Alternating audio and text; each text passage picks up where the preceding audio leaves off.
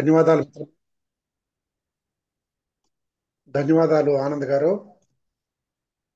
ప్రియమిత్రులు ఆనంద్ గారు, భారతీయ అభ్యుదయ రచనల సంఘం జాతీయ అధ్యక్షులు శ్రీ పెనుగొండ లక్ష్మీనారాయణ గారు, ఈనాటి వక్త డాక్టర్ బిర్రు అశోక్, ఈ సమావేశంలో పాల్గొంటున్న మిత్రులు ఆచార్య రెడ్డపరెడ్డి గారు, మల్లికార్జున్, సాగర్, మూర్సిట్ గోవిందు మొదలైన మిత్రులందరికీ నమస్కారం. తెలుగు సాహిత్య చరిత్రలో 31వ ప్రసంగం డాక్టర్ కె గోపాలకృష్ణరావు గారి ఆంధ్ర శతక సాహిత్య వికాసము. దీని మీద డాక్టర్ బిర్రు అశోక్ ప్రసంగిస్తారు. ఆయనకు నేను ఆంధ్రప్రదేశ్ అరసం తరఫున స్వాగతం పలుకుతూ ఉన్నాను. ఎవరో అశోక్ అని అనుకున్నాను, కానీ తీరా ఆయన అసమదీయుడని నిన్న మొన్న తెలిసింది. ఆయన 1981 ఆగస్టు 2వ తేదీన మన ముసలమ్మ మరణం అనే కావ్యానికి కేంద్రమైనటువంటి బుక్కరాయ సముద్రం కాదు, బుక్కరాయ పట్నం అంటే పుట్టపర్తి దగ్గర ఉన్నది. ఆ బుక్కపట్నం అనంతపురం జిల్లా. ఇప్పుడు అది హిందూపురం సత్యసాయి జిల్లా. బుక్కపట్నంలో పుట్టారు. కమలమ్మ, ఆదినారాయణ అనే వాళ్ళు ఆయనకు అమ్మా నాన్నలు. ఈయన చాలా సంచారం చేసినట్టుగా తెలుస్తుంది. విజయనగరంలో చదువుకున్నాడు ఆయన. విజయనగరంలో చింతల వలసలో భవానీ విద్యానికేతన్లో చదువుకున్నారు. అలాగే విజయనగరం మహారాజ కళాశాలలో ఇంటర్ చదివాడు. ఎందుకో కానీ అది కొంత డిస్టర్బ్ అయిందో ఏమో కానీ దాన్ని ఆపేసి మళ్ళా డాక్టర్ బిఆర్ అంబేద్కర్ సార్వత్రిక విశ్వవిద్యాలయంలో డిగ్రీ చేశారు. ఆ తర్వాత శ్రీకృష్ణదేవరాయ విశ్వవిద్యాలయం దూర విద్యా విధానంలో ఎంఏ తెలుగు చదివి శ్రీ వెంకటేశ్వర విశ్వవిద్యాలయంలో కర్నూలు జిల్లా కర్నూలు జిల్లా శతక సాహిత్యం అనేటువంటి అంశం మీద పరిశోధన చేశారు. 30కి పైగా ఆయన సదస్సుల్లో పత్ర సమర్పణ చేశారు. 2020 నుండి శ్రీ వెంకటేశ్వర విశ్వవిద్యాలయం తెలుగు శాఖలో ఆయన గెస్ట్ ఫ్యాకల్టీగా పనిచేస్తూ ఉన్నారు. ఇది ఆయన గురించి పరిచయము. ఆయనను ఈ గోపాలకృష్ణరావు గారిని ఆయన పరిశోధన గ్రంథాన్ని గురించి మాట్లాడమని కోరుతూ, గోపాలకృష్ణరావు గారు నాకు కూడా కొంచెం పరిచయం. ఒక పరిచయమే. చాలా ఎత్తుగా ఉండేవాడు మనిషి, బలిష్టంగా ఉండేవాడు. ఉస్మానియా విశ్వవిద్యాలయంలో ఒకప్పుడు అన్ని ప్రక్రియల మీద పరిశోధనలు మొదట అక్కడే జరిగాయి. ఆధునిక కవిత్వము, నవల, కథానిక, నాటకము, శతకాలు, ప్రబంధాలు, ఇవన్నీ పరిశోధనలన్నీ కూడా ఉస్మానియా విశ్వవిద్యాలయం జరిగాయి. శతక వాంగ్మయం అనేటువంటిది బహుశా ప్రాచీన తెలుగు సాహిత్యంలో ఒక స్వతంత్రమైన ప్రక్రియగా మనం భావించవచ్చు. అంటే వాల్మీకి నుంచి, వ్యాసుడి నుంచి, లేదా అష్టాదశ పురాణాల నుంచి వస్తువులు తీసుకొని రాసే పద్ధతి పోయి ఒక ముక్త ఛందస్సులో కవులు వాళ్ళ పౌరాణిక వాసన కలిగిన వాళ్ళే, భావవాదులే అయినప్పటికీ కూడా సమకాలీన సామాజిక వాస్తవికత ఏదో ఒక రూపంలో శతకాల్లో ప్రతిబింబిస్తూ వచ్చిందన్నది వాస్తవం. అందుకోసం తెలుగువారి స్వతంత్ర కవిత్వం ఏదైనా ఉందంటే మొదటిది అది శతకమే. మనకు ఆ, వేమన పద్యాలు కానీ, లేదా వీరబ్రహ్మం గారి పద్యాలు కానీ, లేదా సుమతి శతకము, ఈ భాస్కర శతకము, ఇలాంటివి చూసినప్పుడు ఏదో ఒక దేవుణ్ణి ఉద్దేశిస్తూ మాట్లాడతారు వాళ్ళు, కానీ అందులో సంఘం ఉంటుందన్నమాట. ఇటువంటి స్వతంత్ర ప్రక్రియ మీద ఆయన పరిశోధన చేశారు. ఇప్పుడు మన డాక్టర్ బిర్రు అశోక్ ఆ చరిత్రను గురించి మనకు పరిచయం చేస్తారు. మాట్లాడు మిత్రమా అశోక్ మీరు.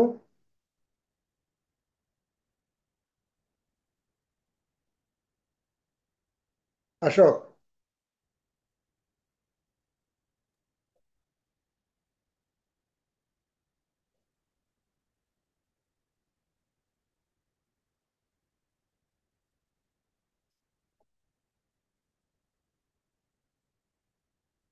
ఏ మిత్రమా మ్యూట్ లో ఉన్నాడా? ట్రై చేస్తున్నారు అన్మ్యూట్ చేయడానికి. ఓకే.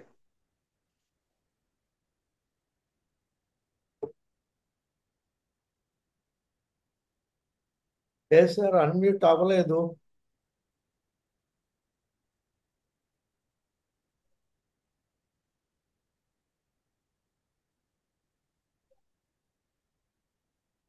శతకాలు చాలా మంది రాశారు.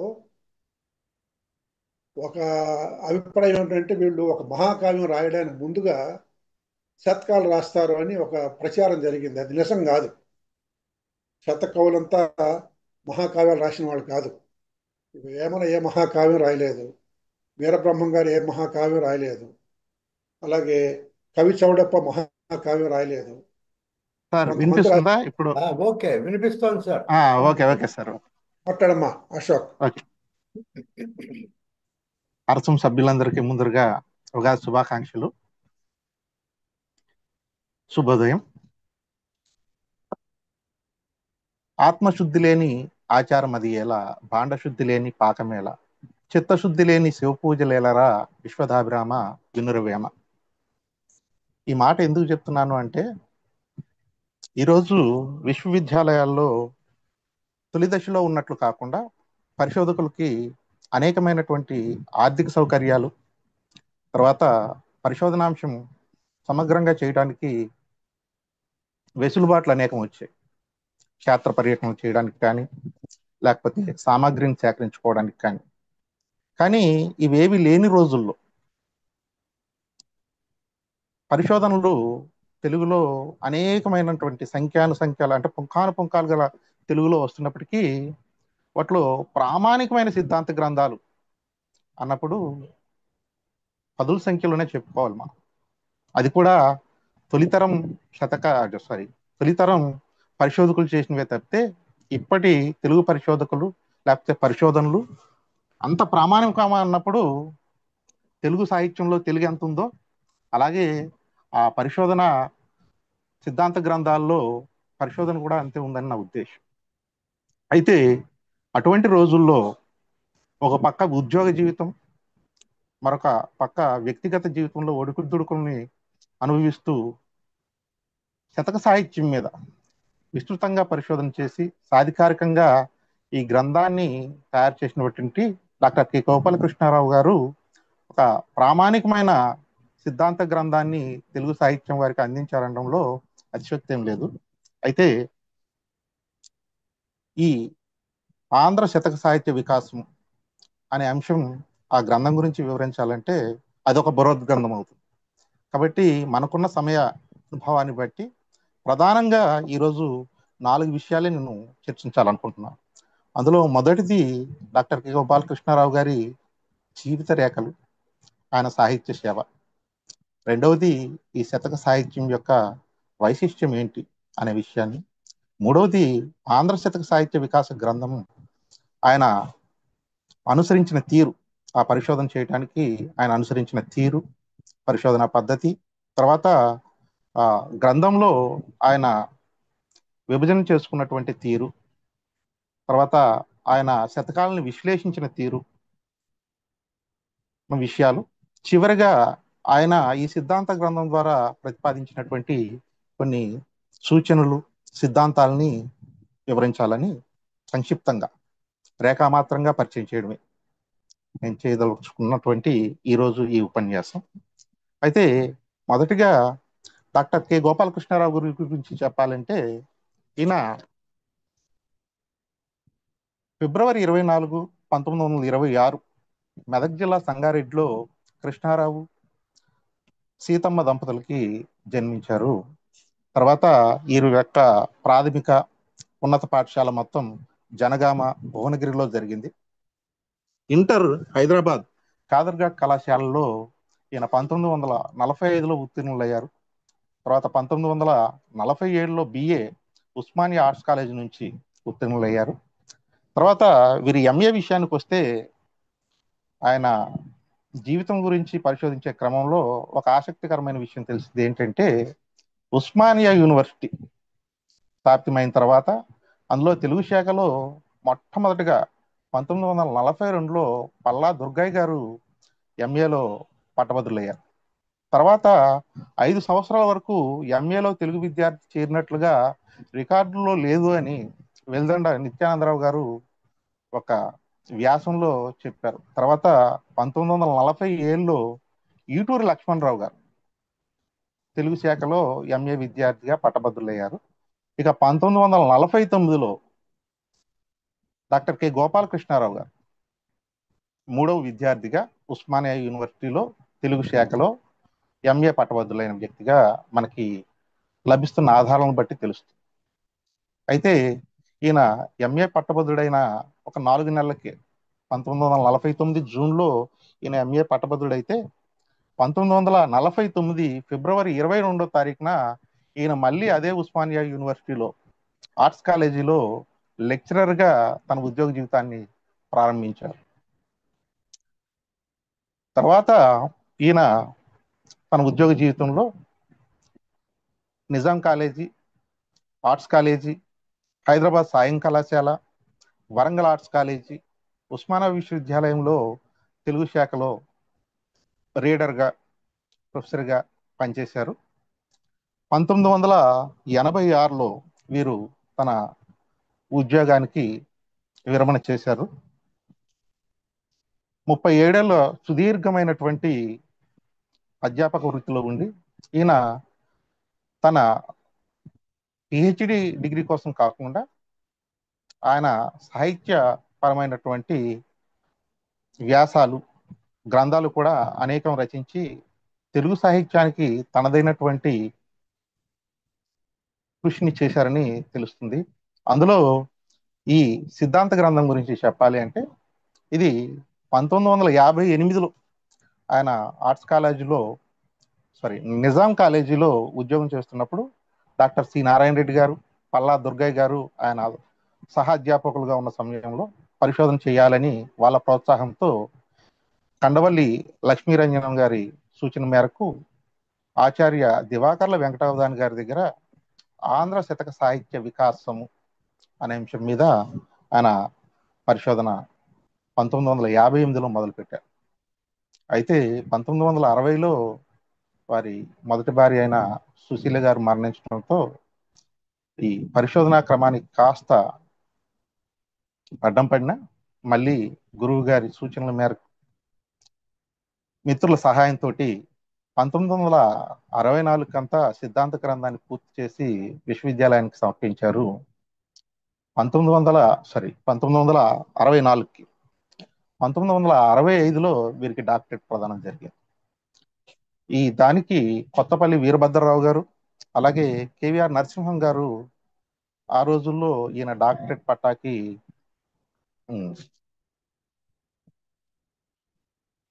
ఎవల్యూషన్ చేసిన వారు. తర్వాత కానీ ఈ గ్రంథం 1976 వరకు వెలుగు చూడలేదు. ఆయన ఉద్యోగ కారణాల వల్ల కావచ్చు, లేకపోతే కుటుంబ కారణాల వల్ల కావచ్చు, ఈ పుస్తకం అంతవరకు ముద్రణకి నోచుకోలేదు. అయితే ఈయన సాహిత్య వ్యాసంగంలో 1972లో మొట్టమొదటిగా శతక వాంగ్మయము అనేటటువంటి పుస్తకం కళాస్రవంతి వారి ఆధ్వర్యంలో వెలువడింది. తర్వాత శతక సౌరభం యువభారతి వారు 1975లో ప్రచురితమైంది. తర్వాత శతక వాంగ్మయము, ఆంధ్ర శతక వాంగ్మయము అనేటటువంటి సంక్షిప్త గ్రంథం 1975లో మొదటి ఆంధ్ర తెలుగు మహాసభలు సందర్భంగా తెలుగు అకాడమీ వారు వేశారు. తర్వాత 1976లో ఈ ఆంధ్ర శతక సాహిత్య వికాసం అనే పుస్తకం వెలుగు చూసింది. ఇవే కాకుండా ఈయన సాహిత్య వ్యాసంగంలో ఈయనకి బాగా పేరు తెచ్చిన పుస్తకాలు ప్రధానంగా రెండు. ఒకటి ఆంధ్ర శతక సాహిత్య వికాసము అనే ఈ సిద్ధాంత గ్రంథము, రెండవది తెలుగు మీద ఉర్దూ పార్సీక ప్రభావం, ఇది కూడా 1968లో రాశారు. దీనికి ఆంధ్ర సాహిత్య అకాడమీ అవార్డు కూడా వచ్చింది. తర్వాత ఈయన తెలుగు సంస్కృత సాహిత్యాల మీద ఎంత పట్టుందో అలాగే ఉర్దూ, అరబ్బీ, పారసీ భాషల మీద కూడా అంతే పట్టు. దానికి నిదర్శనంగా ఆయన మరికొన్ని రచనలు చూసినట్లయితే అంజుమాన్ తరీకి ఉర్దూ సంస్థ వారు తెలుగు ఉర్దూ నిఘంటువుని వీరి పర్యవేక్షణలోనే ముద్రించారు. తర్వాత ఉర్దూలో వేమన మీద ఒక పుస్తకాన్ని ప్రచురించారు వీరు. తర్వాత నేషనల్ బుక్ ట్రస్ట్ కొన్ని ఉర్దూ కథానికల్ని తెలుగులోకి అనువదింప చేసింది వీరి చేత. అలాగే వెంకటరామప్ప గారితో కలిసి ఈయన 220 వేమన పద్యాలని మొట్టమొదటిసారిగా ఉర్దూలకి అనువదించారు. అప్పటికే వేమన పద్యాలని ఇంగ్లీషు, తర్వాత కన్నడ, తమిళ భాషల్లోకి అనువాదమైనప్పటికీ హిందీ భాషల్లోకి ఉర్దూలోకి అనువాదం చేసిన ఘనత మటుకు గోపాలకృష్ణారావు గారికి దక్కుతుంది. తర్వాత 1982లో ఆంధ్ర సాహిత్య అకాడమీ వారే అధిక్షేప శతకాలు అనే ఒక పుస్తకాన్ని, వీరి గ్రంథాన్ని ప్రచురింపజేశారు. అలాగే కేంద్ర సాహిత్య అకాడమీ వారి సూచనల మేరకు గాలిబ్ గీతాలు, తర్వాత మరికొంతమంది ఉర్దూ కవుల యొక్క రచనల్ని వీరు తెలుగులోకి అనువదించారు. ఇది వీరి యొక్క సాహిత్య వ్యాసంగం, సాహిత్య కృషి. అయితే ఈరోజు మన అంశం శతక సాహిత్య వికాసం కాబట్టి శతక సాహిత్యం గురించి, తెలుగులో ఈ సాహిత్య ప్రక్రియకు ఉన్నటువంటి విశిష్టత గురించి 4 మాటలు చెప్పుకొని మన గ్రంథంలోకి వెళ్ళిపోవచ్చు. అయితే శతక సాహిత్య అన్నప్పుడు తెలుగులో ఇది క్రీస్తు శకం 11వ శతాబ్దంలో 1160 ప్రాంతంలో వాడైన మల్లికార్జున పండితారాధ్యుడు శివతత్వ సారము అనేది మనకి ఇప్పటి వరకు తొలి తెలుగు శతకంగా గుర్తించబడింది.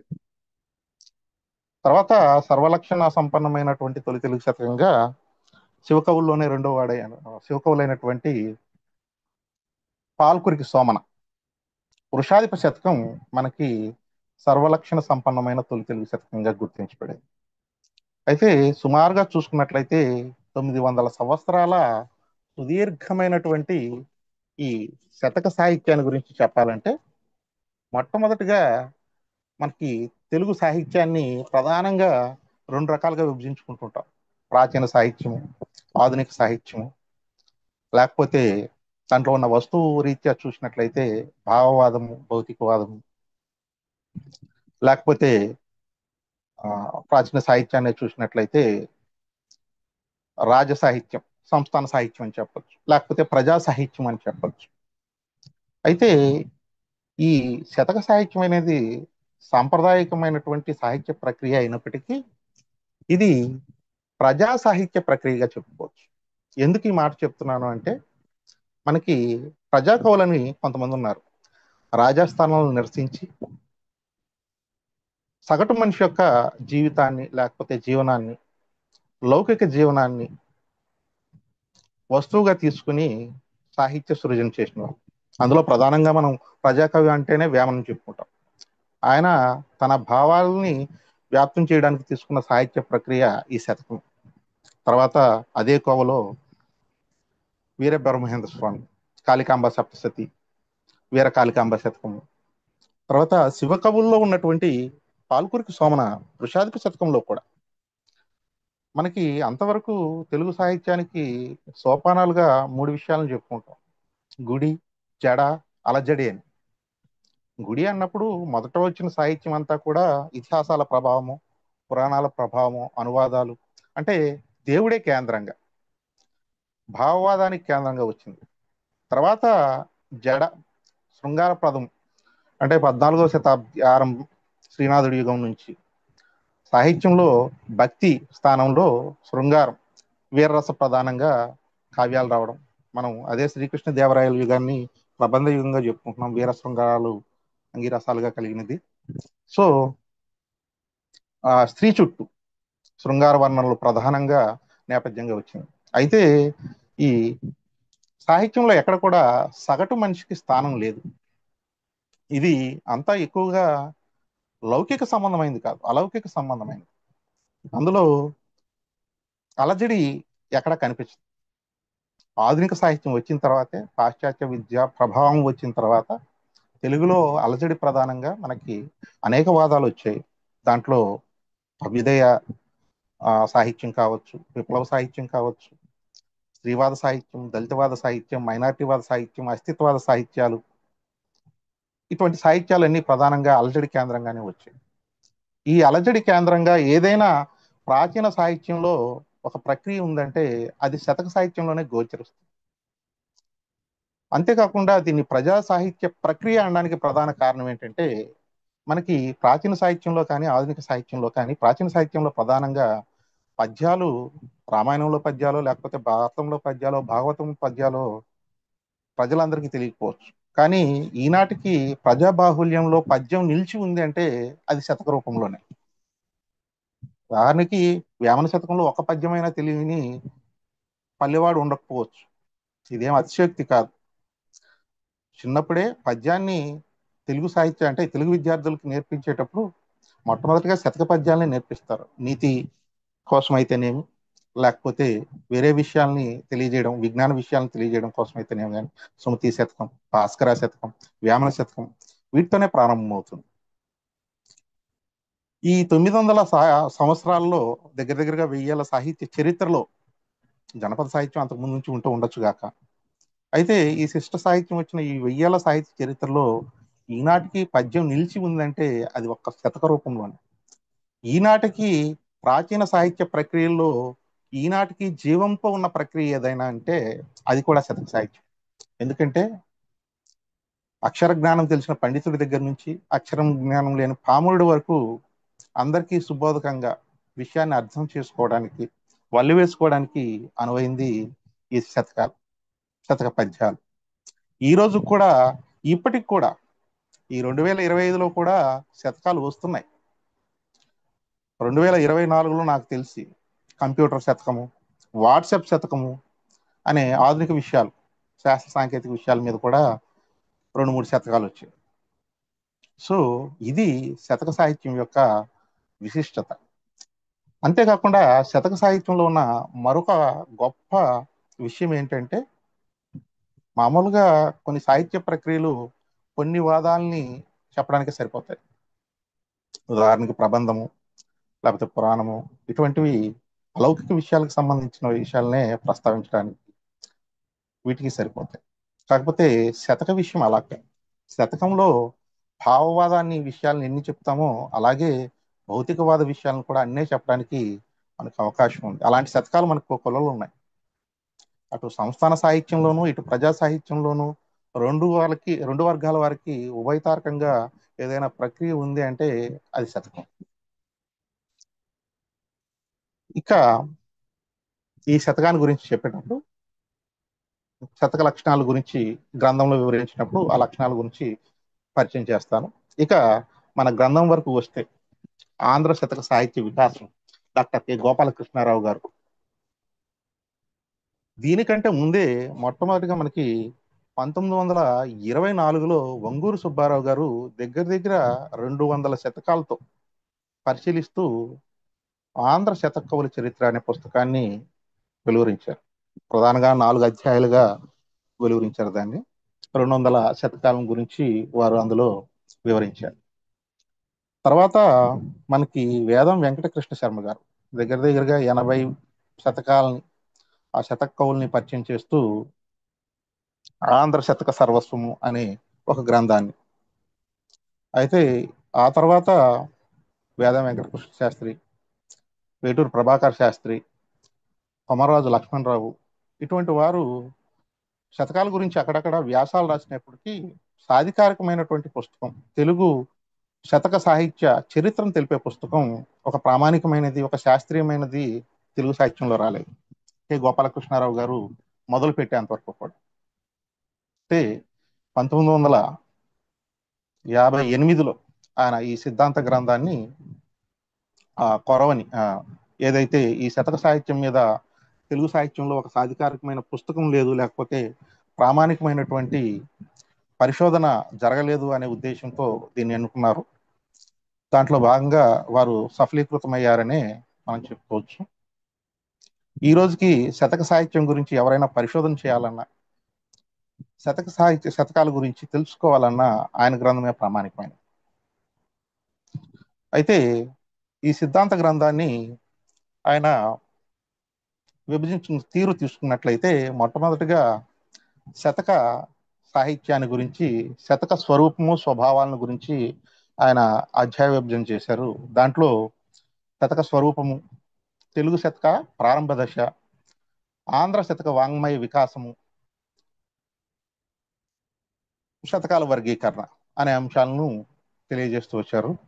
తర్వాత ప్రధానంగా వర్గీకరణ ఏ విధంగా చేశారంటే, వంగూరు సుబ్బారావు గారు కానీ వెంకటకృష్ణ శర్మ గారు కానీ చేసిన వర్గీకరణ వేరు. మామూలుగా సాహిత్య చరిత్రను నిర్మించాలంటే కాల క్రమంగా వర్గీకరించడం అనేది సహేతుకమైన పద్ధతి.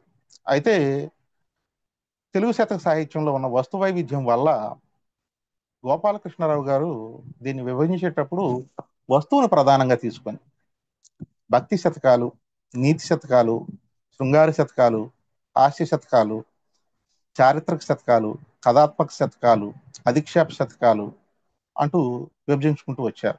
వివిధ వస్తుకు శతకాలు, ప్రకీర్ణ శతకాలు అంటూ వస్తు ప్రధానంగా వర్గీకరించారు. అయితే ఈయన వర్గీకరించుకున్న క్రమం వస్తు ప్రధానంగా అయినప్పటికీ కూడా ఆ వస్తువుని మళ్ళీ ఆయన వివరించేటప్పుడు అందులో ముఖ్యమైన శతకాలని కాలక్రమానుగుణంగానే వివరించడం జరిగింది. అంటే రెండు పద్ధతుల్ని అనువుగా ఉపయోగించుకున్నారు ఆయన. సందర్భాన్ని బట్టి వస్తువుని తీసుకొని ప్రధానంగా వర్గీకరణ చేసిన ఆ వస్తువుని ఉపవర్గాలుగా చేసుకున్నప్పుడు వాటిలో కవుల్ని, అంటే ప్రముఖమైన కవుల్ని, అందరినీ కవుల్ని కాదు, ఎందుకంటే కొంతమంది శతక కవుల యొక్క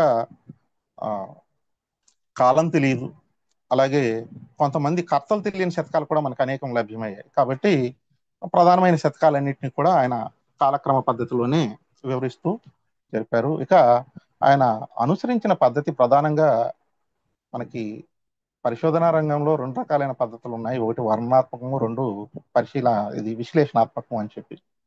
అయితే ఆయన వర్ణనాత్మకమైనటువంటి శైలిని ఎన్నుకున్నారు. ఎక్కడో కొన్ని చోట్ల విశ్లేషణలు చేసినా కూడా అది బహు స్వల్పం. చాలా మటుకు శతకాల్లో ఆ శతక కర్త ఎవరు, ఆ శతక నేపథ్యం ఏంటి, అందులో ఉన్న వస్తువు ఏంటి, దాంట్లో ఉన్నటువంటి భాషా విశేషాలు ఏంటి, దాంట్లో ఉన్న విశేషాంశాలు ఏంటి అనేటివి వివరించుకుంటూ చెప్పుకుంటూ వెళ్ళిపోయారు. అయితే ఈ గ్రంథంలో మొట్టమొదటిగా శతక స్వరూపము అని చెప్పినప్పుడు ఆయన అంతవరకు శతక లక్షణాలని ఎవరు కూడా అలంకారిక శాస్త్రంలో మనకి ప్రతిపాదించలేదు.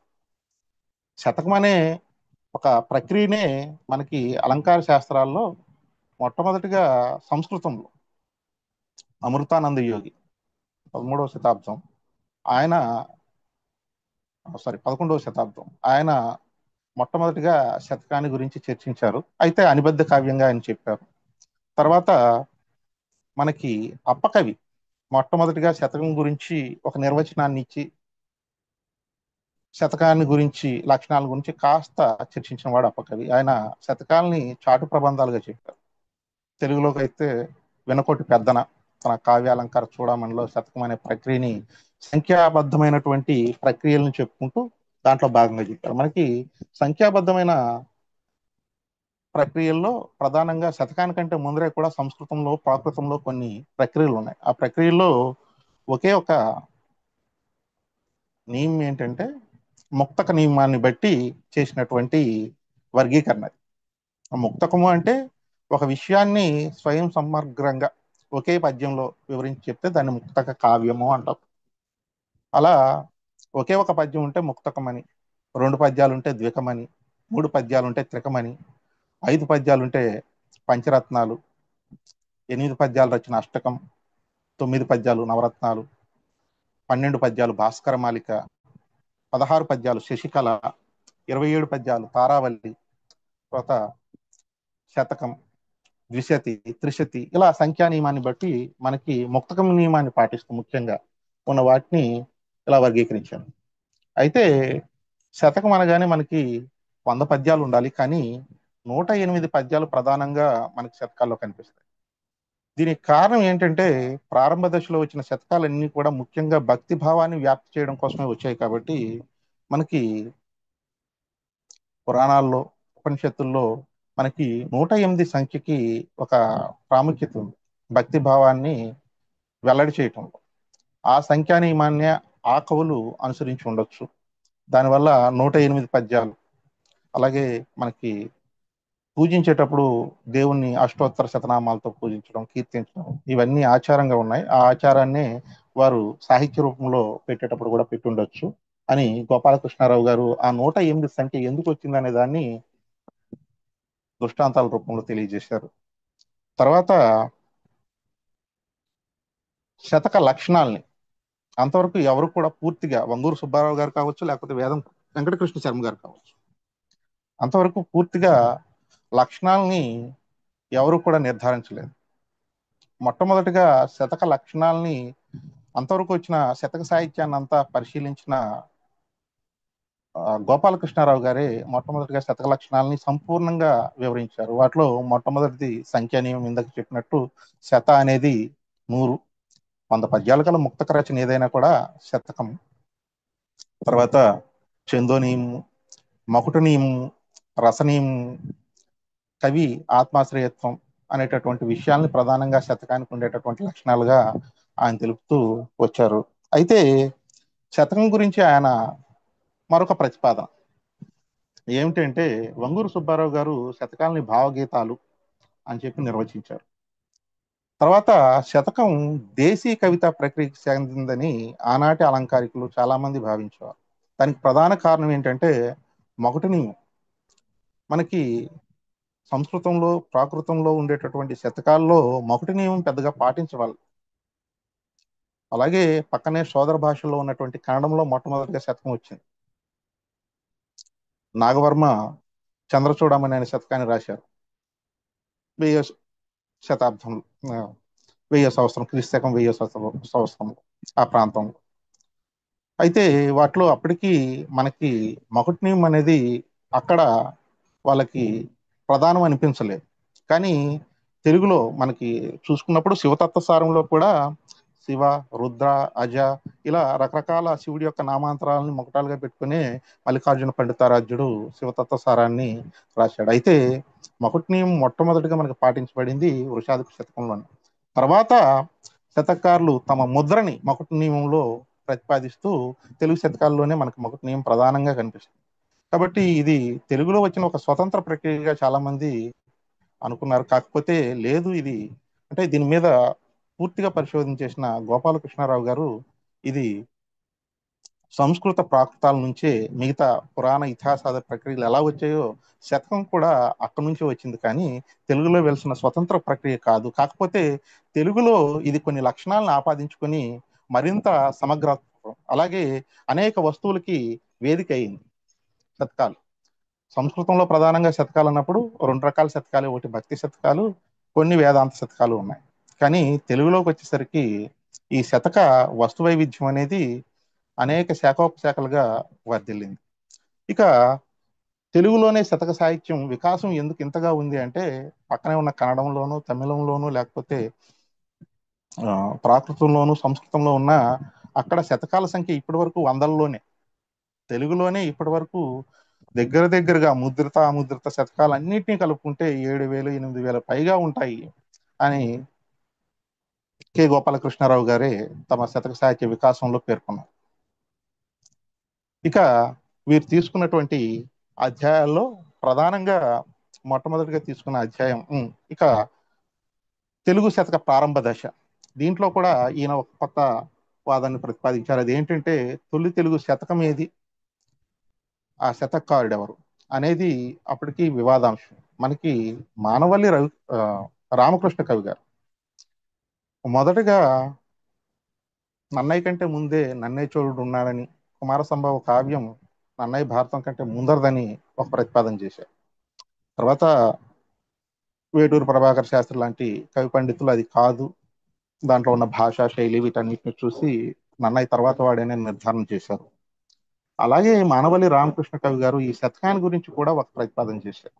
అది ఏమిటి అంటే, తొలి తెలుగు శతకం నీతి శాస్త్ర ముక్తావళి రచించిన భద్రభూపాలుడు రాసినటువంటి సుమతి శతకమే మొదటి శతకం అని.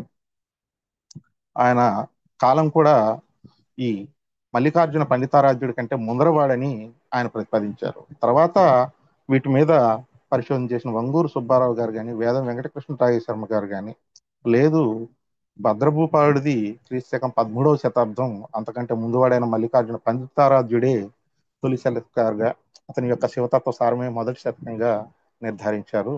దాన్ని ఈయన శాస్త్రీయంగా ప్రామాణికంగా నిరూపించిన వారు ఎవరంటే డాక్టర్ కె గోపాలకృష్ణరావు గారు.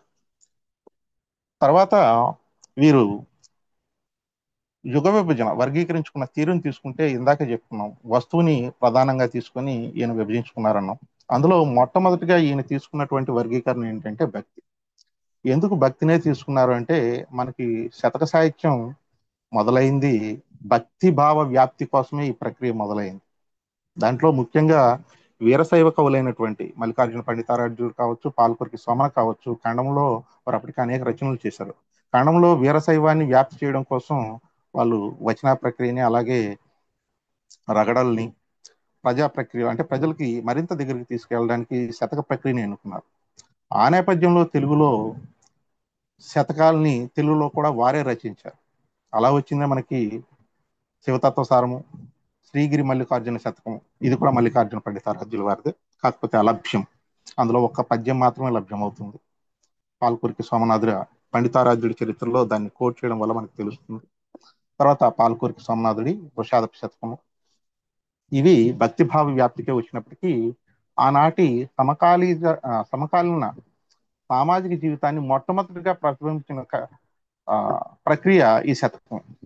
ఎందుకంటే వస్తువు దేవునికి సంబంధించినదైనా ఆనాటి వ్యవస్థ ఎలా ఉంది, అలాగే రాజు నిరసన అంటే అప్పటికే సాంప్రదాయ సాహిత్యమైనటువంటి ప్రబంధాలు లేకపోతే పురాణాల్లో కాకుండా ఈ ప్రక్రియను ఎన్నుకోవటంలో ఏదంటే, ఆనాటి ఆస్థాన కవులందరూ కూడా ఆ ప్రక్రియలు ఎన్నుకుంటే వారికి విరుద్ధంగా ప్రజాబాహుల్యంలోకి వెళ్ళడానికి ఇది అనువైన ప్రక్రియగా వీళ్ళు తీసుకుని ఈ శతక సాహిత్యాన్ని తెలుగులోకి బీజం వేసిన వారు శివకవులే. తర్వాత శివకవుల తర్వాత వైష్ణవం ఎప్పుడైతే తెలుగు నేల మీద తన ప్రాబల్యాన్ని చూపెట్టుకుందో, ఆ కాలంలో విష్ణు భక్తి ప్రతిపాదికమైన శతకాలు అనేకం వచ్చాయి. ఆ విష్ణు భక్తి ప్రతిపాదికమైన శతకాలు శ్రీకృష్ణ దేవరాయల యుగంలో ప్రధానంగా ఎక్కువగా వచ్చాయని చెప్పుకోవచ్చు. తర్వాత ఈ విష్ణు భక్తిలోనే మళ్ళీ ఉపవర్గాలుగా విష్ణువు యొక్క అవతారాలను స్వీకరిస్తూ రామకథాత్మకమైనవి అంటే రామ భక్తి శతకాలు, కృష్ణ భక్తి శతకాలు, నృసింహ భక్తి శతకాలు ఇలా వర్గీకరించారు. ఇవి విష్ణు భక్తిలోనే, వైష్ణవ భక్తిలోనే ఉపవిభాగంగా చెప్పారు ఆయన. తర్వాత దేవీ భక్తి శతకాలు. ఈ దేవీ భక్తి శతకాల్లో ప్రధానంగా లక్ష్మీదేవిని, సరస్వతిని, తర్వాత మహిషాసుర మర్దిని, ఇలా మనకున్న స్త్రీ దేవతల్ని ప్రధానంగా కీర్తిస్తూ భక్తి లక్షణాలను చెప్తూ, అయితే ఈ దేవి భక్తి శతకాల్లో ఉన్నటువంటి విషయం ఏంటంటే, దేవతా భక్తి శతకాల్లో లేదు కానీ దేవుడి భక్తి శతకాల్లో, దేవతా భక్తి శతకాల్లో ఉన్నటువంటి ప్రధానమైనది ఏంటంటే, గ్రామ దేవతలైనటువంటి పోచమ్మ, మంచాలమ్మ ఇటువంటి దేవతల గురించి కూడా శతకాలు రాసినవి. అంటే జనపదంలో ఉండేటటువంటి దేవతలకు సంబంధించిన ఐతిహ్యాలను కూడా శతక రూపంలో మొట్టమొదటిగా తీసుకొచ్చింది ఈ దేవి భక్తి శతకాల్లోనే. తర్వాత ఇవి ప్రధానంగా మనకి భక్తి శతకాలు. అయితే ఈ భక్తి శతకాల్లో చెప్పే ముందర ఆయన భక్తికి సంబంధించి కొన్ని నియమాలను చెప్పారు. ఇవి ప్రధానంగా భక్తిలో నారద బ్రహ్మసూత్రాల్లో చెప్పిన నవబుద్ధి భక్తి రీతుల్లో దేవుడి మీద కవులకు ఉన్నటువంటి భక్తి భావాన్ని తెలియచేయడం కోసం, లేకపోతే ఆనాటి కాలంలో ఎవరైతే సాహిత్య వ్యవసాయాన్ని చేయాలనుకుంటున్నారో వారు ప్రథమంగా తమ ఇష్టదైవాన్ని ప్రార్థిస్తూ ఒక శతకాన్ని రాసి తర్వాత కావ్య రచన ప్రారంభించడం అనేది ఒక ఆచారంగా ఉండడం వల్ల ఈ భక్తి శతకాలు అనేవి ఎక్కువగా వచ్చాయని. ఈ భక్తి శతకాల్లో ప్రధానంగా ఉండేవి దేవుణ్ణి రకరకాల నామాలతో కీర్తించడం, తర్వాత దేవుణ్ణి మోక్షమేమని కోరుకోవడం, ఈ రకమైన విషయాలే ఉంటాయి ప్రధానంగా. ఈ భక్తి శతకాల్లో వస్తువుల వైవిధ్యం పెద్దగా కనిపించలేదు. ఎందుకంటే కింద మొకటం మారిందే తప్పితే వస్తువు అదే వస్తువు. ఎక్కడ చూసినా భక్తిలో దేవుణ్ణి నువ్వు అంత గొప్పవాడు ఎంతో గొప్పవాడు అని పొగడము, లేకపోతే వాళ్ళని కరుణించావు వీళ్ళని కరుణించావు, ఆయన యొక్క వృత్తాంతాలు ఆయన యొక్క మహిమలు వీటిని తెలపడము, లేకపోతే స్థల పురాణాలు క్షేత్ర మహత్యాలకు సంబంధించి సింహాచలం, తిరుపతి, ఆ తర్వాత ఉమ్, మనకున్నటువంటి శ్రీశైలం, ఇటువంటి ప్రముఖ క్షేత్రాలకు సంబంధించిన క్షేత్ర మహత్యాలని వస్తువుగా తీసుకుని ఈ భక్తి శతకాల్లో ముఖ్యంగా శైవ భక్తి శతకాలైనా కూడా రామభక్తి శతకాలు, వైష్ణవ భక్తి శతకాలు, వివిధ దేవతలకు సంబంధించిన దేవి భక్తి శతకాల్లో ఇవే విషయాలను ప్రతిపాదిస్తూ వచ్చారు. అయితే వీటన్నిటిని ఈయన అన్ని శతకాలని భక్తి శతకాల్లో విశ్లేషించలేదు. ఎందుకంటే ఈ శతకాలు చాలా మటుకు అనుకరణ ప్రధానంగానే ఒక మోస దూరంలోనే సాగిపోయాయి. కాబట్టి ప్రధానమైన శతకాలని పరిచయం చేస్తూ మిగతా శతకాల పేర్లు, వాటి యొక్క కర్తల పేర్లు మాత్రం చివరిలో చేర్చారు. ఇలా మనకి ఈయన ఆంధ్ర శతక సాహిత్య వికాస గ్రంథంలో మొత్తం అన్ని శతకాలని కలిపి చూస్తే 821 శతకాలని ఈయన వివరించారు. అందులో ఉన్న విషయాల్ని, అందులో ఉన్న వస్తువుని, శిల్పాన్ని గురించి. ఇక 166 శతకాలని పేర్లు, వాటి కర్తల గురించి చెప్పి వదిలిపెట్టేశారు. ఇక ఇది భక్తి శతకాలు. ఈ భక్తి శతకాల్లో వివిధ దేవతా భక్తి శతకాలు, వివిధ భక్తి శతకాలు. భక్తి అన్నప్పుడు కేవలం దేవతల మీద భక్తి అనుకుంటే పొరపాటు. ఎందుకంటే తల్లి మీద కొంతమందికి భక్తి భావం ఉంటే, తండ్రి మీద, గురువు మీద, ఇలా రకరకాలుగా భక్తి, దేశ నాయకుల మీద దేశభక్తి, ఇలాంటి భక్తిని వివిధ భక్తి శతకాల్లో భాగంగా వీరు చర్చించి వాటిని ఆ ప్రకరణంలోకి చేర్చారు. అలాగే నానా దేవతా భక్తి శతకాలు. ఇందులో ఇంతవరకు మనం చూసుకున్నట్లయితే హైందవ భక్తి శతకాల గురించి చెప్పుకున్నాం. ఈ నానా దేవత భక్తి శతకాల్లో మనకి శైవంలోకి, వైష్ణవంలోకి, శాక్తేయంలోకి రాని దేవుళ్ళు ఎవరైతే ఉన్నారో దత్తాత్రేయుడు, సుబ్రహ్మణ్యుడు, తర్వాత ఆంజనేయ స్వామి, గణపతి, ఇటువంటి వారిని అందరినీ తీసుకొచ్చి ఈ నానా దేవత భక్తి శతకాల్లో పెట్టి వారి నుంచి వచ్చిన శతకాలని ఆ ప్రకరణంలో పెట్టారు. ఇక అలాగే వివిధ భక్తి శతకాలు అన్నప్పుడు ఆ వివిధ భక్తి శతకాల్లో భాగంగా వీరు వివిధ దేవుళ్ళు, అవధూతలు, సాయిబాబా, సత్యసాయి బాబా, ఇటువంటి వారి మీద వచ్చిన శతకాలని, తర్వాత వీరబ్రహ్మం గారి మీద వచ్చిన శతకాలని, ఇటువంటి వాళ్ళనే కాకుండా దేశ నాయకులు, ముఖ్యంగా గాంధీజీ, తిలక్, తర్వాత కొంతమంది సాహితీవేత్తలు, ఆనంద గజపతి రాజేంద్ర, తర్వాత జార్జి శతకము, ఇలా కొంతమంది ప్రముఖుల యొక్క మీద వచ్చిన శతకాలను కూడా ఎందుకో నానా దేవతా భక్తి శతకాల్లోనే వీరు పెట్టారు. కారణం తెలియదు కానీ ఇందులో చాలా మటుకు కథాత్మక శతకాలు ఉన్నాయి. అంటే వారి యొక్క జీవిత కథలను తెలిపే శతకాలు. అందులో ప్రధానంగా గాంధీజీ శతకాలు చాలా మంది రాశారు గాంధీ పేరుతో. ఆ శతకాలు కానీ, లేకపోతే జార్జి శతకం కానీ, లేకపోతే ఆనంద్ గజపతీంద్ర శతకం కానీ, ఇవన్నీ కూడా కథాత్మక శతకాలు. అవి ఎందుకు ఈ ప్రకరణంలో చేర్చారు మరి విషయం తెలియదు. తర్వాత ఈ శతక సాహిత్యంలో వీరు సిద్ధాంత గ్రంథంలో వివరించిన 2 ప్రకరణాలని ఎందుకో ఈ గ్రంథంలో ప్రకటించలేదు. రెండవ భాగంగా దాన్ని వేద్దాం అనుకున్నారు. దాంట్లో భాగంగా వీరు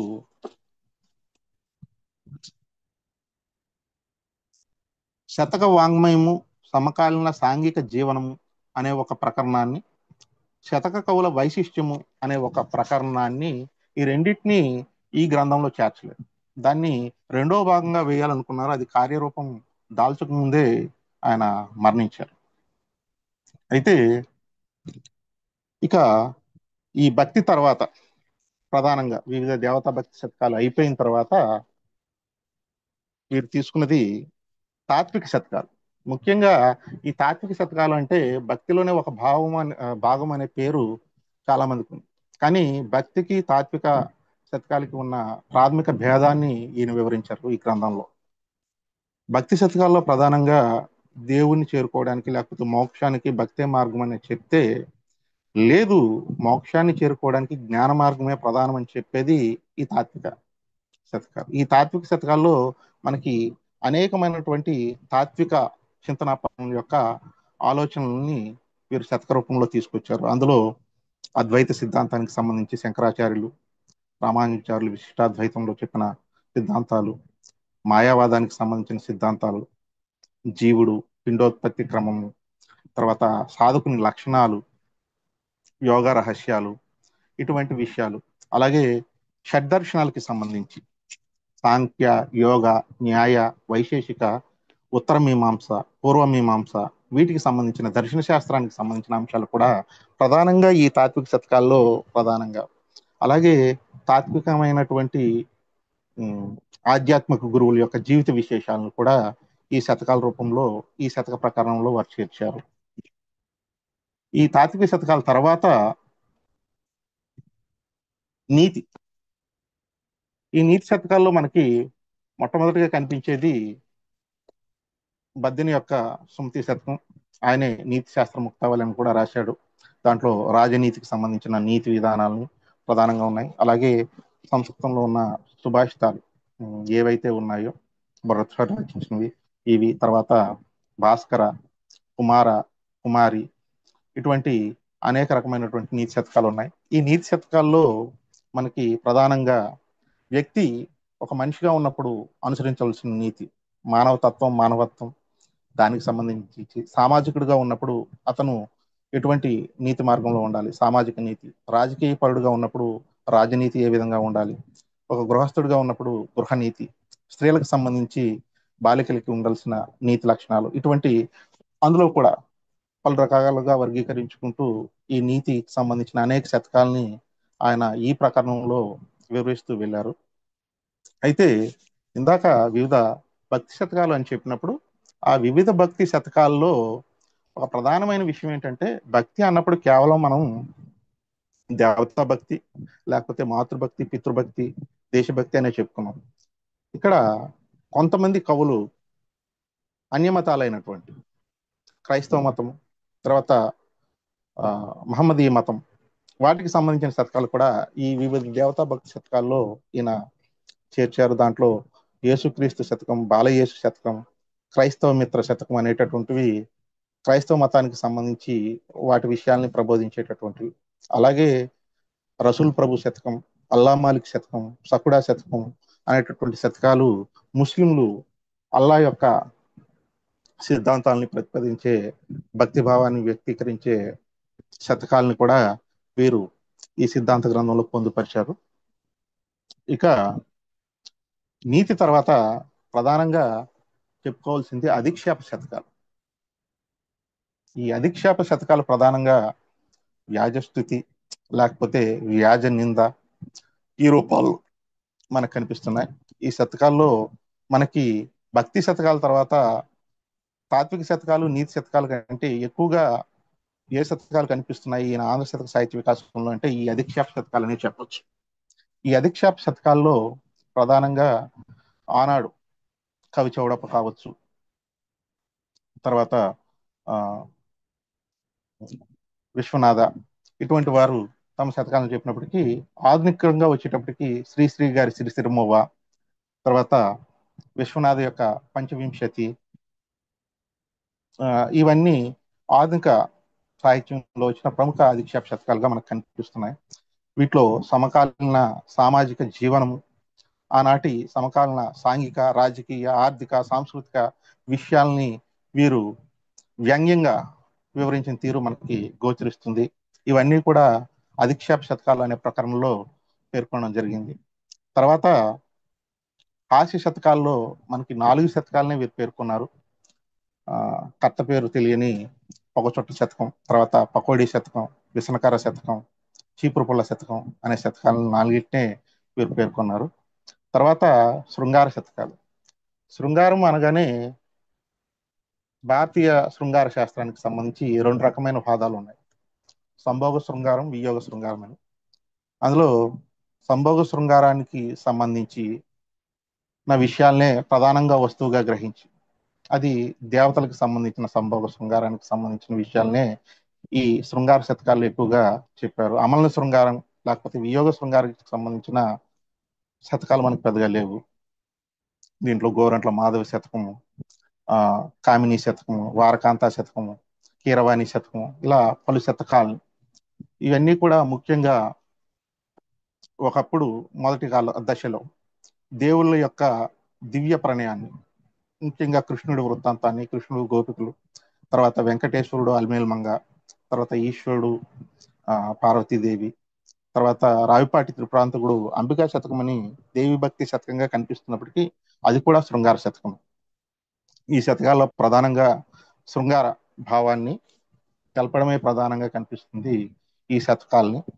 శృంగార శతకాల తర్వాత ప్రకీర్ణ శతకాలు అనే ప్రకరణాన్ని ఈ గ్రంథంలో మనం చూడవచ్చు. ఈ ప్రకీర్ణ శతకాలు అన్నప్పుడు చాలా మంది కవులు ఒక వస్తువుకి కట్టుబడకుండా అనేక వస్తువుల్ని తమ శతకాల్లో పెట్టడం జరిగింది.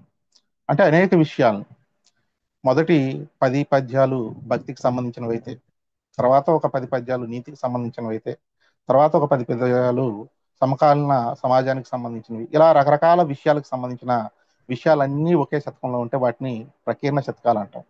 ఇలా మనకి తెలుగు శతకాల్లో ప్రకీర్ణ శతకం అనగానే మనకి తెలుగు శతకం అనగానే గుర్తొచ్చేది వేమన. ఆ వేమన శతకాన్ని ప్రకీర్ణ శతకాల్లో మొట్టమొదటిగా చేర్చారు ఈయన.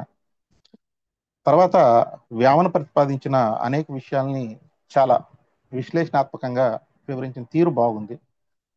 దీంట్లో వీరు వేమన పద్యాలుగా చలామణి అవుతున్న అనేక పద్యాలు నేడు వేమనవి కాదు అని చెప్పి పండితుల మధ్య అనేక వాదోపవాదాలు ఉన్నాయి. అయితే ఈ వేమన ఎక్కటివాడు, ఏ ప్రాంతం వాడు, ఈయన కాలము అనే అంశాల మీద ఇప్పటికీ ఒక నిర్ధారణ పూర్తిగా రాలేదు తెలుగు సాహిత్య లోకానికి. కానీ అంతకుముందు పండితులు చేసిన అభిప్రాయాలన్నింటినీ కూడా వీరు వేమన దగ్గర పొందుపరిచి వీలైనంత వరకు వేమన కాలాన్ని 16-17 శతాబ్దాల మధ్య కాలం వాడిగా నిర్ధారించారు. అలాగే వేమన సాహిత్యంలో వేమన భావజాలాన్ని కూడా మనం తీసుకున్నట్లయితే కొన్ని రకాలైన అపవాదాలు ఉన్నాయి. ముఖ్యంగా స్త్రీలకు సంబంధించి వేమన వెలువరించినటువంటి అభిప్రాయాలు కానీ, తర్వాత సమాజానికి సంబంధించినటువంటి అభిప్రాయాలు కానీ, ఆధ్యాత్మిక విషయాలకు సంబంధించిన అభిప్రాయాలు కానీ, ఇటువంటి సంస్కృతికి సంబంధించిన విషయాలు కానీ, వీటన్నిటినీ ఈయన వివరించిన తీరు కొంచెం సహేతుకంగా ఉంది. వేమన జీవితాన్ని తీసుకున్నట్లయితే సామాన్య, సాధన, పరిపూర్ణ దశలుగా 3 దశలుగా తీసుకుని ఈ వేమన పద్యాలను అన్వయించుకున్నట్లయితే మనకి వేమన యొక్క భావజాలం అవగతమయ్యే అవకాశం ఉందని గోపాలకృష్ణారావు గారు ఈ సిద్ధాంత గ్రంథంలో ప్రతిపాదించారు. అంటే వేమన సామాన్య జీవితాన్ని గడిపేటప్పుడు ఆయన వేశ్యాలోలుడిగా లేకపోతే భోగలాలసత్వంలో ఉన్నప్పుడు ఆయన చెప్పినటువంటి విషయాలు, తర్వాత ఆయన ఆధ్యాత్మిక పరమైనటువంటి యోగ సాధన దశలో ఉన్నప్పుడు ఆయన విశ్వాన్ని, జగతిని, ప్రకృతిని అర్థం చేసుకున్న తీరు, వాటిని వివరించిన భావజాలం తర్వాత దశలో ఉన్నటువంటి పద్యాల్లో, తర్వాత పరిపూర్ణ దశలో వచ్చిన తర్వాత ఆయన చెప్పిన భావజాలం అంతా వీటి రెండింటికి కొంచెం కాస్త విరుద్ధంగా ఉండటం, ఈ 3 రకాల భావజాలాలు వేమన పద్యాల్లో కనిపిస్తాయని గోపాలకృష్ణారావు గారు చెప్పారు. ఇలా ప్రకీర్ణ శతకాల్లో అనేక శతకాలు వివిధ వస్తువుల్ని ప్రతిపాదిస్తూ వేమన తర్వాత అనేక మంది చెప్పారు. ఈనాటికి వచ్చే శతకాల్లో చాలా మటుకు ప్రకీర్ణ శతకాలే వస్తున్నాయి ఆధునిక శతకాల్లో. తర్వాత వివిధ వస్తుక శతకాలు అంటే ఈ భక్తి, నీతి, తాత్విక, ప్రకీర్ణ కాకుండా శాస్త్ర సంబంధమైన, విజ్ఞాన సంబంధమైన కొన్ని ప్రక్రియలకు సంబంధించిన వస్తువుల్ని తీసుకుని వివిధ వస్తుక శతకాలుగా ఒక ప్రకరణం పెట్టడం జరిగింది. దీంట్లో భాషా శాస్త్రానికి సంబంధించి రేఫరకార శతకం పెద్ద తిరుమలాచార్యుడు రాసింది, తర్వాత పర్యాయపద శతకం, నిఘంటు, తొలి తెలుగు నిఘంటు వెంకటేశాంధ్రం, కనపవరపు వెంకట కవి ఆ వెంకటేశాంధ్ర శతకం, తర్వాత విశ్వనాథ సత్యనారాయణ గారు స్మృతి కావ్యంగా రాసిన తన భార్య శృతి అర్థం రాసినటువంటి వరలక్ష్మి త్రిశతి, తర్వాత కుసుమ ధర్మన్న గారు రాసినటువంటి హరిజన శతకం, తర్వాత ఆదివేలమ శతకం, అమృతాంజన శతకం, వడ్డీ శతకం, తర్వాత శకుని శాస్త్రాన్ని తెలిపే సికి నారసింహ శతకం, తర్వాత ధన్వంతరి శతకం ఆయుర్వేదానికి సంబంధించి, తర్వాత ఆర్థిక శాస్త్ర విషయాల్ని తెలుపుతూ వచ్చిన వడ్డీ శతకం, ఇలాంటి శతకాల్ని వివిధ వస్తు శతకాల్లో ప్రధానంగా వివరించారు వీరు. ఇక వివిధ వస్తు శతకాల తర్వాత చారిత్రక శతకాలు. ఈ చారిత్రక శతకాల్లో ఆంధ్ర రాష్ట్రంలో జరిగిన ప్రముఖమైనటువంటి చారిత్రక ఘట్టాలు, తర్వాత దేశంలో అప్పుడు ఆ కాలంలో జరిగినటువంటి చారిత్రక ఘట్టాలని, వీటన్నిటిని వచ్చేటట్లు ఆంధ్రనాయక శతకము, తర్వాత సింహాద్రి నారసింహ శతకము, ఇలాంటి శతకాలన్నిటిని కూడా చారిత్రక శతకాల్లో పొందుపరచడం జరిగింది. తర్వాత కథాత్మక శతకాలు. ఈ కథాత్మక శతకాల్లో ప్రధానంగా భారతంలోను, రామాయణంలోను, భాగవతంలోను, వివిధ పురాణాల్లో ఉన్న కథల్ని కథాభాగాలుగా తీసుకొని శతక రూపంలో కొంతమంది కవులు రచించారు. అయితే ఈ కథాత్మక శతకాల్లో మటుకు ముక్తక నియమం అనేది పాటించబడలేదు అని చెప్పుకోవచ్చు. ఎందుకంటే మిగతా శతకాల్లో తీసుకున్నప్పుడు ఉదాహరణకి వేమన పద్యాలని తీసుకున్నట్లయితే మొదటి పద్యాన్ని తీసుకుని 100వ పద్యాన్ని తీసుకొచ్చి మొదటి పద్యం ప్లేస్లో పెట్టినా కూడా భావగ్రహంలో ఎటువంటి లోపం ఉండదు, మనకి విషయం అర్థమైపోతుంది. ఎందుకంటే ముక్తక నియమం అన్నప్పుడు ఒక విషయాన్ని స్వయం సంపూర్ణంగా ఒక పద్యంలో చెప్తే సరిపోతుంది. కానీ ఈ కథా శతకాల్లో ఏంటంటే ఒక క్రమ పద్ధతి ఉంటుంది. ఒక సంఘటన తర్వాత ఇంకొక సంఘటనని ఒక క్రమ పద్ధతిలో చెప్పాలి. ఇటువంటప్పుడు ఈ ముక్తక నియమం అనే దాన్ని పూర్తిగా పాటిస్తే కథాత్మక శతక ప్రయోజనం నెరవేరదు. కాబట్టి ఈ కథాత్మక శతకాల్లో మటుకు ముక్తక నియమాన్ని పాటించలేదనే చెప్పుకోవచ్చు ప్రధానంగా. తర్వాత ఈ కథాత్మక శతకాల తర్వాత అనువాద శతకాలు. ఈ అనువాద శతకాల్లో ప్రధానంగా మనకి సంస్కృతం నుంచి ప్రాకృతం నుంచి తెలుగులోకి అనువాదమైన శతకాలను వివరిస్తూ, అలాగే తెలుగు నుంచి వివిధ భాషల్లోకి అనువాదమైన శతకాలను కూడా ఈ ప్రకరణంలో చేర్చారు. దాంట్లో తెలుగు నుంచి కన్నడంలోకి అనగానే తొలి తెలుగు శతకమే శివతత్వ సారమే. మల్లికార్జున పండితారాధ్యుడు తెలుగు సాహిత్యంతో పాటు కన్నడ సాహిత్యంలో కూడా అనేక సారస్వత ప్రక్రియల్ని రచించాడు. ఆయనే తన శివతత్వ సారాన్ని కన్నడంలో కూడా రచించాడు. అలా తెలుగులో మొట్టమొదటి వచ్చిన శతకమే అనువాదం కూడా అయ్యింది. తర్వాత తమిళంలోకి అనువాదమైన శతకాలు, హిందీలోకి అనువాదమైన శతకాలు, గ్రీకు, లాటిన్, ఇంగ్లీష్లోకి అనువాదమైన శతకాలు. మన వేమన శతకమే సిపి బ్రౌన్ గారు ఇంగ్లీష్లోకి అనువదించారు. తర్వాత ఉర్దూలోకి కె గోపాలకృష్ణారావు గారు అనువదించారు. కాబట్టి తెలుగు నుంచి వివిధ భారతీయ భాషల్లోకి, పాశ్చాత్య భాషల్లోకి అనువాదమైనటువంటి శతకాలని ఈ అనువాద శతకాలు అనే ప్రకరణంలో పేర్కొన్నారు. చివరిగా ఆంధ్ర శతక వాంగ్మయ వైశిష్ట్యం అనే ప్రకరణంలో వీరు ప్రతిపాదించిన ఇంతకు ముందు చెప్పుకున్నటువంటి అన్ని ప్రకరణాల్లో శతక సాహిత్యం ఎలా ప్రారంభమైంది, ఏ దశలో ఈ శతక సాహిత్యం బాగా వికాసం పొందింది అనేటువంటి విషయాల్ని ఈ ప్రకరణంలో చెప్పడం జరిగింది. ప్రధానంగా మనకి తెలుగు సాహిత్య చరిత్రలో చూసుకున్నప్పుడు తెలుగు సాహిత్యంలో శతకం అనేది అన్ని కాలాల్లోనూ సమాంతరంగానే ఉన్న ఒక్క దక్షిణాంధ్ర యుగంలో దీన్ని వికాసం బాగా పొందిందని డాక్టర్ కె గోపాలకృష్ణారావు గారు చెప్పారు. ఎందుకంటే దక్షిణాంధ్ర యుగంలో వచ్చినంత వస్తు వైవిధ్యంతో మిగతా ఏ కాలంలో కూడా శతక ప్రక్రియలో అన్ని వస్తువులు గ్రహించబడలేదు. అది ప్రధానంగా కారణంగా పేర్కొంటూ, తర్వాత ఆంధ్ర శతక సాహిత్య వైశిష్ట్యం అన్నప్పుడు కన్నడంలో కానీ, తమిళంలో కానీ, సంస్కృతంలో కానీ, ప్రాకృతంలో కానీ అక్కడ శతక సాహిత్యానికి ఇక్కడ శతక సాహిత్యానికి ఉన్నటువంటి తులనాత్మకమైనటువంటి పరిశీలన చేసి తెలుగు సాహిత్యం ఎందుకు గొప్పది అనే విషయాన్ని ప్రతిపాదించారు. చివరిగా ఈయన ఈ గ్రంథం ద్వారా ప్రతిపాదించిన కొన్ని అంశాలను తీసుకున్నట్లయితే, మొట్టమొదటిగా శతకానికి మనం కొన్ని విషయాల్ని నిర్వచనమైన సంఖ్యలలో బంధించడం. అలాంటప్పుడు ఈ శతక సాహిత్యాన్ని నిర్వచనించాలి అంటే అంతకుముందు కవులు చెప్పుకున్నట్లు చాటు ప్రబంధం అని, లేకపోతే భావగీతాలని ఇలా నిర్వచించినప్పుడు ఒక నిర్దిష్టమైనటువంటి నిర్వచనంగా గోపాలకృష్ణారావు గారు నిర్వచనాన్ని ఇచ్చారు. అందులో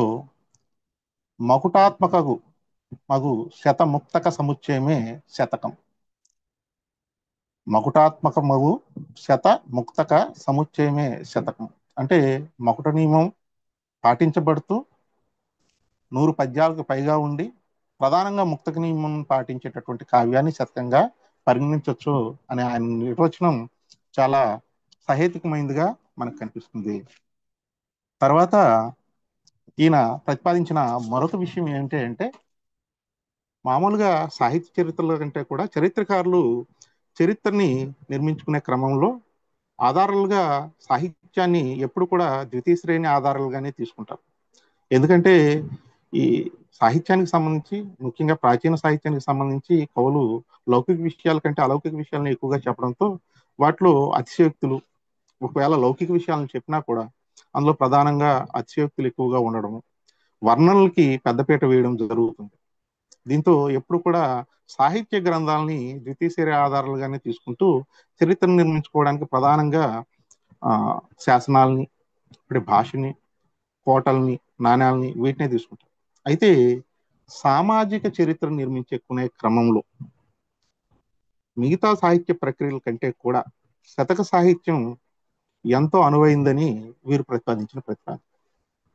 ఎందుకు అంటే ముఖ్యంగా అధిక్షేప శతకాలు, చారిత్రక శతకాలు, కథాత్మక శతకాలని తీసుకున్నప్పుడు మిగతా సాహిత్య ప్రక్రియల్లో కవి పెద్దగా గోచరం కాడు.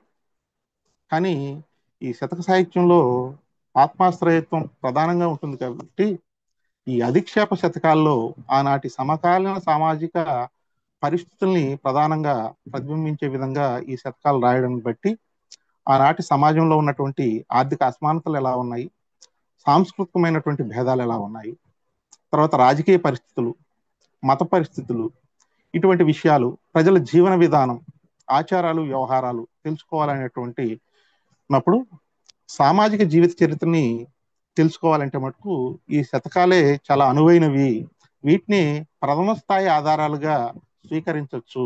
ఈ క్రమంలో పరిశోధన చేసినట్లయితే ఆంధ్ర సాంఘిక చరిత్ర అనేది చాలా బాగా బయటికి వస్తుందనేది ఏం చేసిన సిద్ధాంతం. ఇక ఈ రెండు ప్రధానమైనటువంటి వాదాలు, సిద్ధాంతాలు. ఇంకా కాకపోతే ఇందులో ఏ గ్రంథం కూడా ఎప్పుడు సమగ్రము కాదు, సంపూర్ణము కాదు, ఏ వ్యక్తి కూడా సమగ్రము కాదు. అలాగే ఇందులో కూడా గ్రంథంలో కొన్ని లోపాలు ఉన్నాయి. అవి తొలి మాటల్లో తన స్వవిషయాలు పేర్కొన్నప్పుడే చెప్పారు. ఏంటి అంటే కొన్ని శతకాలని,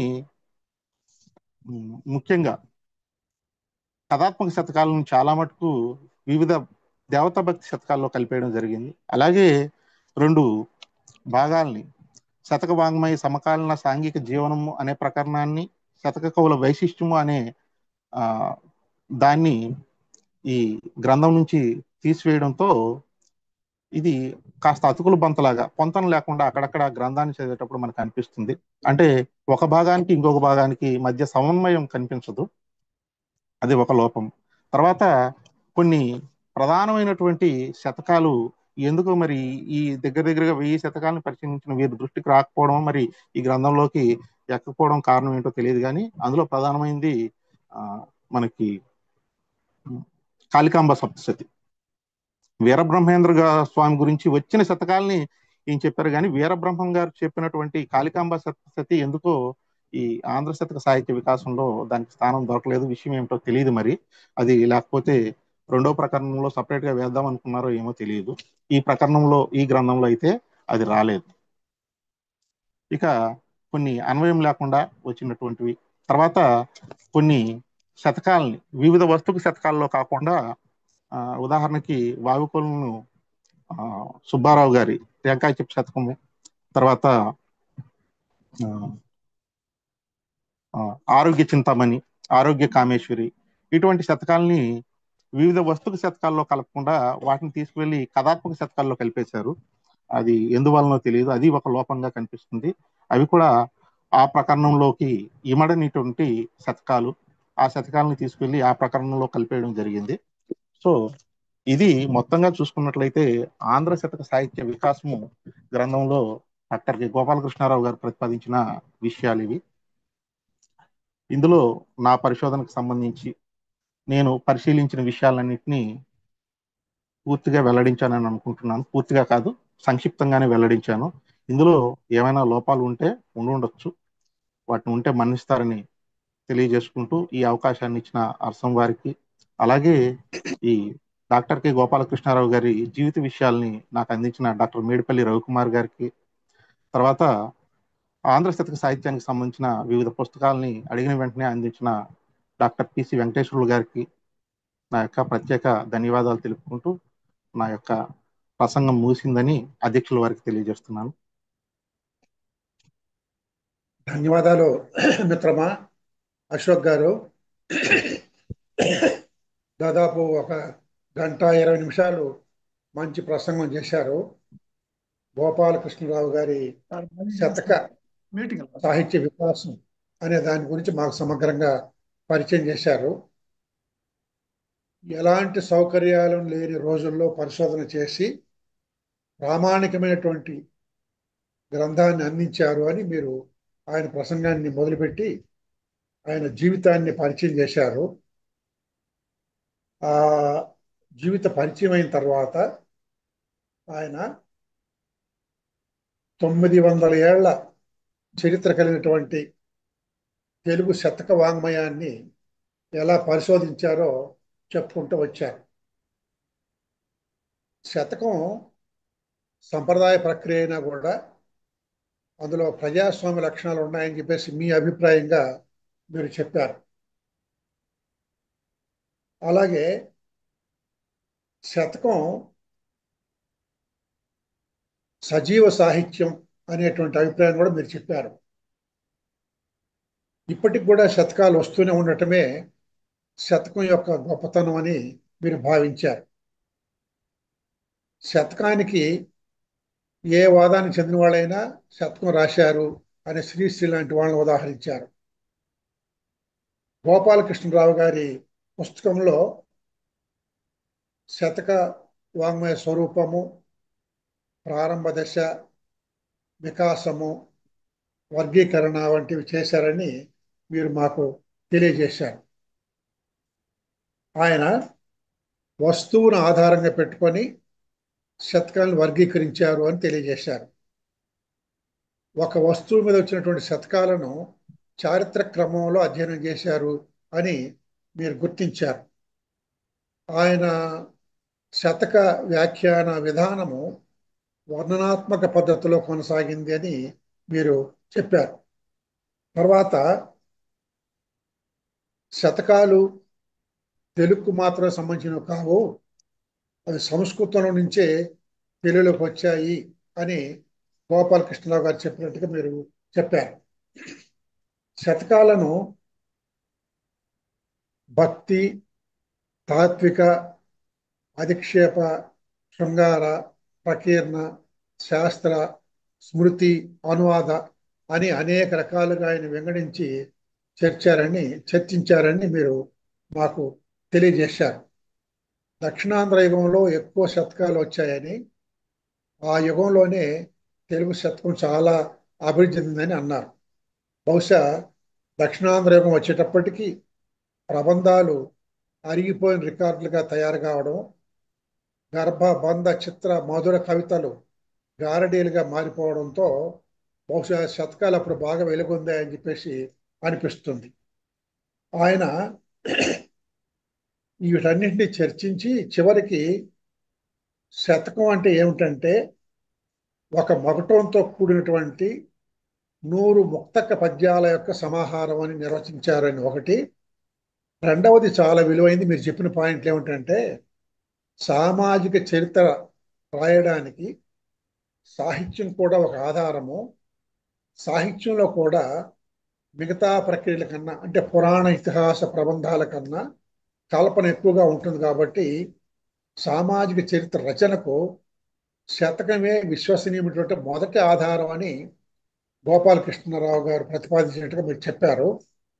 ఆయన రచనలో, ఆయన సిద్ధాంత గ్రంథంలో ఉన్న కొన్ని లోపాలు కూడా మీరు ఎత్తి చూపించారు. ఈ మంచి ప్రసంగం చేసిన మీకు ఆంధ్రప్రదేశ్ అభ్యుదయ రచన సంఘం తరఫున కృతజ్ఞతలు తెలియజేస్తూ, ఇప్పుడు ఎవరైనా మిత్రులు 1-2-3 నిమిషాలు ఏదైనా ప్రశ్నలు, మీ ప్రసంగం మీద ప్రశ్నలు ఉపన్యాసం కాకుండా ప్రశ్నలు అడగదలుచుకుంటే అడగచ్చు. సార్ నమస్తే సార్. చెప్పండి మూరిశెట్టి గారు. సార్ సార్ శతక లక్షణాల గురించి బాగా వివరించారు, ధన్యవాదాలు సార్కి. నాది ఒక చిన్న ప్రశ్న. భక్తి శతకాలకు 108 పద్యాలు అన్నారు. మరి అభ్యుదయ కవులు కూడా 108 పద్యాలు రాశారా లేదా 100 రాశారా? అది చెప్తే బాగుంటుంది.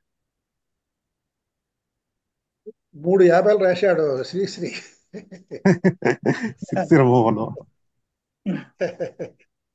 108 ఒక సంప్రదాయ సంఖ్య మిత్రం, అది అందరూ ఫాలో కాలేదులేండి. సరే సార్. నమస్కారం సార్. మల్లికార్జున్ చెప్పండి. Sir Rebba Mallikarjun sir. నాకు తెలంగాణ రాష్ట్రం యాదాద్రి భువనగిరి జిల్లా ఒల్లిగొండ గ్రామం సార్. అవును, చూసాం, మీరు పెట్టారు దీంట్లో. సార్ నేను యాదాద్రి భువనగిరి జిల్లా శతక సాహిత్యం సమగ్ర పరిశీలన అనే అంశం మీద పిహెచ్డి చేస్తున్నాను సార్. సంతోషం మిత్రమా. సార్ నాకు చిన్న సంశయం సార్, మీ నుండి తెలుసుకోవాలని కోరుకుంటున్నాను. మా యాదాద్రి భువనగిరి జిల్లాలో మొత్తము 66 శతకాలు ఉన్నాయి సార్. ఓకే. ఇప్పటి వరకు 66 శతకాలు నేను సేకరించాను సార్. దాంట్లో వైష్ణవ శతకాలు ఉన్నాయి, శైవ శతకాలు ఉన్నాయి, తర్వాత ఇతర వ్యక్తులపై వచ్చిన శతకాలు ఉన్నాయి, దేవి శతకాలు ఉన్నాయి. అయితే నేను 60 శతకాలని వివరించుకుంటూ పొమ్మంటారా, లేకపోతే కొన్ని శతకాలు తీసుకొని వాళ్ళ 100 పద్యాలను వివరించానా సార్? కొంచెం దయచేసి వివరిస్తారా సార్? ఎట్లా చేస్తే బాగుంటుంది సార్? మీ గైడ్ ఎవరు? Doctor Elizabeth Jayakumari sir. ఎక్కడ ఆమె? మద్రాసు. అవి శతకాలను మీరు ఇప్పుడు ఇందాక చెప్పాడు కదా, భక్తి శతకాలు, తాత్విక శతకాలు, అధిక్షేప శతకాలు, అట్లా డివైడ్ చేసుకొని మీరు మళ్ళీ శతకాలను వ్యాఖ్యానించాలి. అంటే నేను అనేది అంటే శతకానికి సంబంధించిన ఒక వ్యక్తి శతకం రాస్తే ఆ 100 పద్యాలను వివరించమంటారా, కొన్ని సామాజిక అంశాలతో వివరించమంటారా అని నా ఉద్దేశం. 100 పద్యాలు మీరు వ్యాఖ్యానించుకుంటూ పోతే ఒక 1,00,000 పేజీలు అవుతుంది మీకు. అది సార్. అవును సార్. అందులో ఇంపార్టెంట్ ఆ శతకంలో ఉన్న విశిష్ట లక్షణాలు చెప్పాలి మీరు, అంతే. Okay sir. ఓకే, ధన్యవాదాలు సార్. ఇప్పుడు అశోక్ గారి ప్రసంగం మీద మాట్లాడాలి, వేరే విషయాలు కాదు. సార్ నమస్కారం సార్. చక్రవర్తి గారు చెప్పండి. సార్ కర్నూలు నగర ప్రధాన కార్యదర్శి నరసం సార్. నేను సార్ ఏం లేదు సార్, చిన్న డౌట్ సార్. శ్రీశ్రీ గారు శ్రీశ్రీ కూడా రాశారు, శతకం అని చెప్పారు సారు. అంటే నాకు చిన్న డౌట్, శతకం అంటే పద్యాలే రాయాలా, కవితలు కూడా రాయచ్చా అనే డౌట్ సార్. అంతే సార్. శతకానికి పద్యానికి సంబంధం ఉంది మిత్రమా. వచన కవిత రాయడం లేదు శతకం పేరుతో. అంటే శ్రీశ్రీ మూవల్లో సిప్రాళి బుక్ లో శ్రీశ్రీ మూవల్లో రాశారని సార్ చెప్పారు ఇందాక. కవితలు ఉన్నాయి అందులో. అవును సార్. కంద పద్యాలు రాశారు ఆయన. కంద పద్యాలు రాశారు సిరిసిరి మొగటంతో. శతకం అంటే ఒక ఛందస్సు ఉండాలి.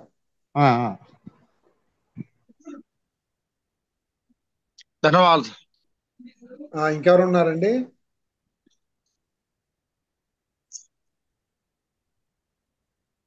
ఆనంద్ గారు చెప్పండి. అశోక్ గారికి ధన్యవాదాలు. అందరికీ నమస్కారం.